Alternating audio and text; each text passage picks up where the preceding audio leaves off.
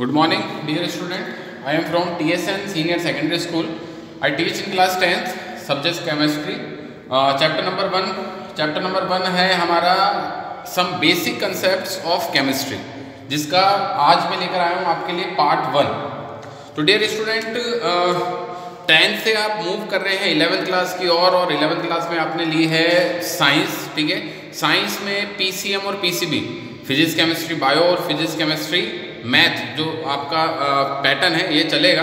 ठीक है, यहाँ पर फिजिक्स केमिस्ट्री बायो और फिजिक्स केमिस्ट्री मैथ, केमिस्ट्री दोनों के लिए कॉमन है, बायो और मैथ वाले स्टूडेंट्स के लिए. केमिस्ट्री से हम आज पहले इंट्रोड्यूस होते हैं इस लेसन में. देखिए, केमिस्ट्री को हमने डिफाइन कैसे किया है. Chemistry is the science of molecules. Chemistry जो है मॉलिक्यूल्स की साइंस है एंड देयर ट्रांसफॉर्मेशंस, और उनके ट्रांसफॉर्मेशंस की साइंस है, यानी कि वो मॉलिक्यूल जो है वो एक दूसरे में कैसे इंटरचेंज होते हैं, इसके बारे में हम स्टडी करते हैं केमिस्ट्री में. It is the science not much of the 100 element. ये जो साइंस है ये सिर्फ इतनी नहीं है कि हमें इसमें 100 के लगभग एलिमेंट्स की स्टडी करनी है, but of the infinite variety of molecules. ठीक है, यहाँ पर हम बहुत सारे मॉलिक्यूल्स की भी स्टडी करेंगे, क्योंकि एलिमेंट्स के कॉम्बिनेशन से, डियर स्टूडेंट आपको पता होगा, एलिमेंट के कॉम्बिनेशन से क्या बनते हैं, मॉलिक्यूल्स बनते हैं. ठीक है, तो मॉलिक्यूल्स जो है वो बहुत सारे टाइप के बनते हैं, उनका अलग अलग कंपोजिशन रहता है, वो सब कुछ जो है हम स्टडी करते हैं केमिस्ट्री में. तो ये केमिस्ट्री की एक डेफिनेशन में इंक्लूड किया जा सकता है इसे. ठीक है, नेक्स्ट इसके बाद हम बात कर रहे हैं the branch of science that study the preparation, properties and structure, preparation, properties and structure and reactions of material substance is called chemistry. ये भी एक केमिस्ट्री की डेफिनेशन है, सेकंड डेफिनेशन कि साइंस की ऐसी ब्रांच जिसमें हम स्टडी करते हैं preparation, properties, structure and reactions को. ठीक है, मटेरियल और सब्सटेंस की, उसी को हम क्या बोलते हैं, केमिस्ट्री बोलते हैं. और सबसे इंपॉर्टेंट जो बात है केमिस्ट्री के लिए वो ये है, chemistry is also called the science of atoms and molecules. Chemistry जो है वो एटम्स और मॉलिक्यूल्स की साइंस भी है. ठीक है, बेसिकली जो एटम और मॉलिक्यूल्स हैं, हम पूरी केमिस्ट्री में इसी पर फोकस रखते हैं. ठीक है, इसलिए हम बोल सकते हैं कि जो केमिस्ट्री है वो साइंस है किसकी, एटम्स एंड मॉलिक्यूल्स की. ठीक है, नेक्स्ट इसके बाद डियर स्टूडेंट हम इंट्रोड्यूस होते हैं इंपॉर्टेंस ऑफ केमिस्ट्री से. ठीक है, इंपॉर्टेंस ऑफ केमिस्ट्री से. Chemistry play a central role in science and is often interlinked with other branches of science. ठीक है, ये एक सेंट्रल रोल प्ले करती है. ठीक है, साइंस के बीच में, क्योंकि बहुत सारी जो अदर ब्रांचेस है वो इससे कनेक्टेड है. ठीक है, इंटरलिंक करती है बहुत सारी ब्रांचेस से.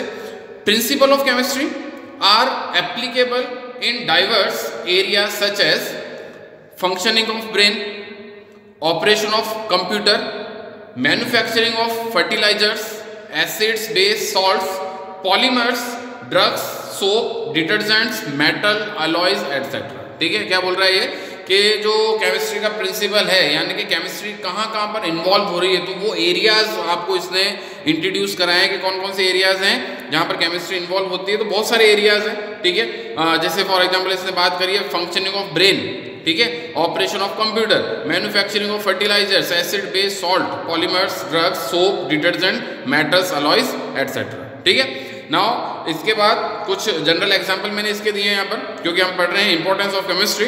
ठीक है, सिस्प्लेटिन और टैक्सोल ये मेडिसिन हैं. ठीक है, जो कि ट्रीटमेंट में यूज में ली जाती है किस डिसीज के लिए, कैंसर के लिए. ठीक है, ऐसे ही है एक AZT एजिडोथाइमिडीन. ठीक है, जो कि यूज में ली जाती है किसके लिए, एड्स डिसीज के लिए.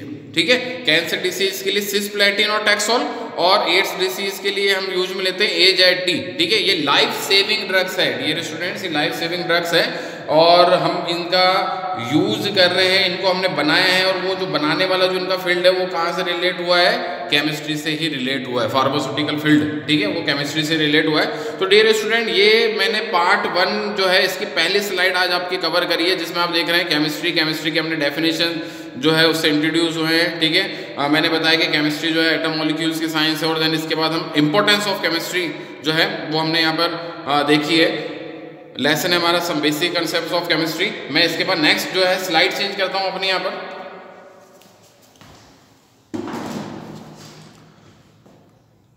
नेक्स्ट देखिए डियर स्टूडेंट्स, यहाँ पर नेचर ऑफ मैटर. ठीक है, हम मैटर के नेचर से इंट्रोड्यूस होते हैं।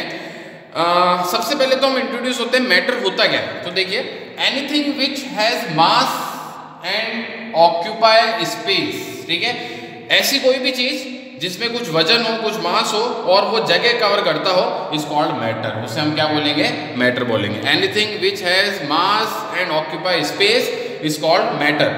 जो जगह कवर करता हो, जिसमें कुछ वजन हो, ठीक है, वो सब क्या कहलाते हैं? मटेरियल मैटर में काउंट होते हैं। जैसे फॉर एग्जांपल बुक, पेन और एयर, ठीक है। जी हाँ, एयर जो है वो जगह घेरती है और एयर को कंडेंस कर दें हम तो लिक्विड स्टेट में कन्वर्ट हो जाएगी और लिक्विड का वेट होता है, ठीक है। तो एयर जो है वो भी मैटर में ही काउंट होगी, ठीक है। नेक्स्ट इसके बाद हम इंट्रोड्यूस होते हैं स्टेट्स ऑफ मैटर से। तो in previous classes we discussed about 3 states of matter like solid, liquid and gas, ठीक है। मैटर की जो 3 स्टेट्स हैं, सॉलिड, लिक्विड और गैस, हम इनसे इंट्रोड्यूस हो चुके हैं हमारे लेसन में, ठीक है। आपको पता होगा कि मैटर की जो 3 स्टेट्स अभी हम यहाँ पर बात कर रहे हैं, मैटर की 3 स्टेट्स की। तो सॉलिड स्टेट को अगर हम बात करें सॉलिड स्टेट की, तो सॉलिड स्टेट में शेप और वॉल्यूम दोनों ही फिक्स्ड होते हैं। जो मैटर है आपका, उसका शेप और वॉल्यूम दोनों ही फिक्स्ड होते हैं। जैसे फॉर एग्जांपल ये मार्कर है, ठीक है। इस मार्कर को अगर मैं यहाँ पर 1 साल तक एक जगह पे रख दूँ तो जितना वजन आज इसमें है उतना ही वेट इसमें 1 साल बाद भी रहेगा, उतनी ही शेप ये कवर करेगा, उतना ही वॉल्यूम ये कवर करेगा। इट मीन इसकी शेप और वॉल्यूम जो है वो चेंज नहीं होने वाली है टाइम के अकॉर्डिंग, ठीक है। तो शेप और वॉल्यूम जो है इसकी फिक्स्ड है, सॉलिड स्टेट, ठीक है। हम इसके बाद बात करते हैं लिक्विड से, ठीक है। Liquid state fixed volume but not shape. Liquid state जो है, ठीक है, यहाँ पर इनमें वॉल्यूम जो है वो तो फिक्स्ड होता है बट शेप फिक्स नहीं होती। आपको ध्यान होगा कि फॉर एग्जांपल हमारे पास कोई 1 लीटर कोई लिक्विड है, ठीक है। जैसे हम बात करते हैं 1 लीटर वाटर की, ठीक है। अब हमने वाटर को इस शेप के कंटेनर में डाला या वाटर को इस शेप के कंटेनर में डाला या फिर वाटर को डाला इस शेप के कंटेनर में, ठीक है। तो वाटर जो है वो 1 लीटर ही रहेगा बट जब वो इस शेप के कंटेनर में आएगा तो उसकी शेप क्या होती जाएगी? चेंज होती जाएगी, ठीक है।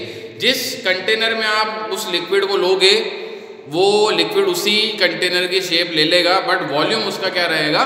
फिक्स्ड रहेगा। यही लिक्विड की डेफिनेशन है, fixed volume but not shape. Shape fixed नहीं होती बट वॉल्यूम फिक्स्ड होता है। और सॉलिड में शेप और वॉल्यूम दोनों ही फिक्स्ड होते हैं, ठीक है। नेक्स्ट इसके बाद इंट्रोड्यूस होते हैं गैस, ठीक है।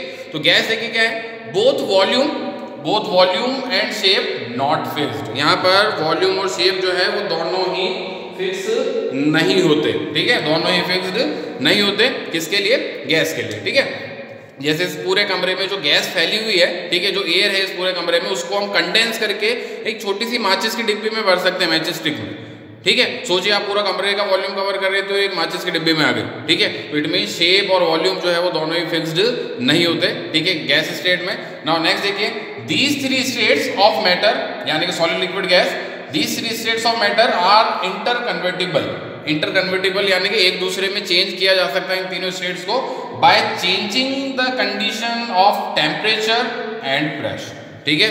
ये जो 3 स्टेट मैटर के हमने ऊपर इनसे इंट्रोड्यूस हुए हैं, सॉलिड और लिक्विड और गैस से, ये तीनों जो स्टेट्स हैं ये एक दूसरे में इंटर कन्वर्ट की जा सकती है। इंटर कन्वर्ट की जा सकती है क्या चेंज करके? कंडीशन चेंज करके। किसकी? टेम्परेचर की और प्रेशर, ठीक है। किसकी? टेम्परेचर और प्रेशर की जो कंडीशंस हैं इनको हम चेंज जो है वो कर सकते हैं, सॉलिड को लिक्विड में, लिक्विड को गैस में। जैसे फॉर एग्जांपल सॉलिड की हम बात करें, अगर सॉलिड को हीट दी जाए, ये हीट का साइन है, ट्राइंगल का जो साइन हम बना रहे हैं ये हीट का साइन है। सॉलिड सब्सटेंस को अगर हीट दी जाए तो किसमें कन्वर्ट हो जाता है? लिक्विड में। जैसे फॉर एग्जाम्पल आइस, बर्फ को जैसे हीट मिलेगी वो लिक्विड वाटर में कन्वर्ट हो जाएगा। और लिक्विड को ऐसे ही अगर और हीट दी जाए, कंटिन्यूस हीट दी जाए तो किसमें कन्वर्ट हो जाएगा? गैस में। जैसे वाटर को अगर हीट दी जाए तो किसमें कन्वर्ट हो जाएगा? वाटर वेपर में, ठीक है। और ऐसे ही अब यही हम प्रोसेस बैकवर्ड डायरेक्शन में स्टडी करें तो गैस को अगर लिक्विड में कन्वर्ट करना है, गैस को अगर लिक्विड में कन्वर्ट करना है तो by the process of cooling हम ये काम कर सकते हैं।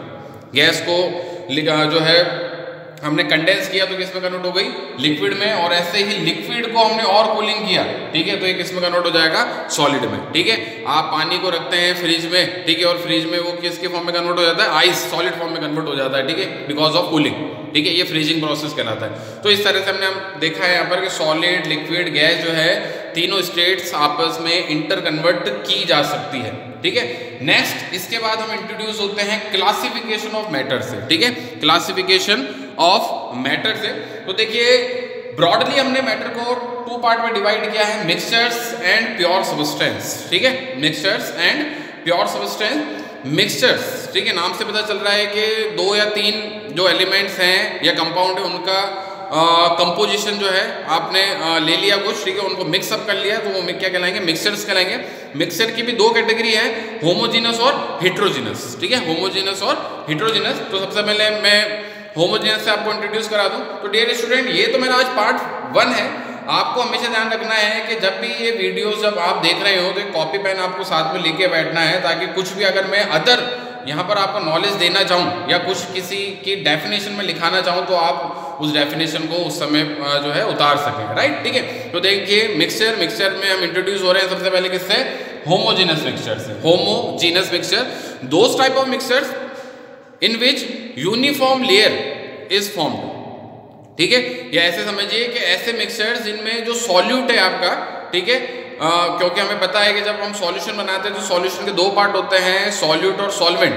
तो सॉल्यूट अगर आपको यूनिफॉर्मली डिसॉल्व हो जाए तो ऐसे मिक्सचर्स क्या कहलाते हैं, होमोजीनस मिक्सचर्स कहलाते हैं, ठीक है। Those type of mixtures which are uniformly dissolved in each other are called homogeneous mixture. जैसे पानी में शुगर आपने डिसॉल्व किया तो शुगर पूरे कंपोनेंट में डिसॉल्व हो जाएगी, ठीक है, शुगर की जो स्वीटनेस है वो पूरे कंपोनेंट में आपको मिलेगी, ऊपर भी, नीचे भी, मिड में भी मिलेगी, ठीक है, ये होमोजेनस मिक्सचर है। ऐसे पानी में सॉल्ट डिसॉल्व करें तो ये भी एक होमोजेनस मिक्सचर का एग्जांपल है। नेक्स्ट हम इंट्रोड्यूस होते हैं हेट्रोजेनस मिक्सचर से। Heterogeneous mixture in which the components are not uniformly dissolve, ठीक है, इन ईच अदर, ठीक है।